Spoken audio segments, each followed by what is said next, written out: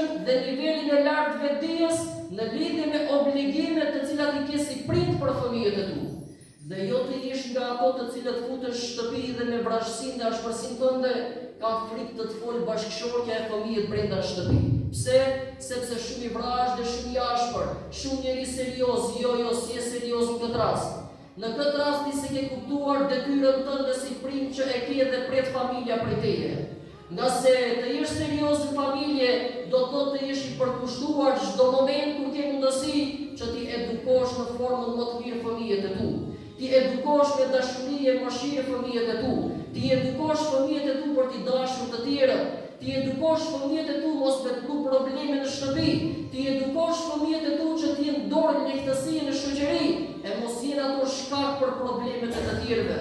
Pra të mundohesh gjithkohës për t'i edukuar në formën më të mirë ato, sepse tha pejgamberi sallallahu alaihi wasallam, pas vdekjes prindit pasuri më të madhe nuk le, vetëm nëse ka lënë fëmijë të edukuar.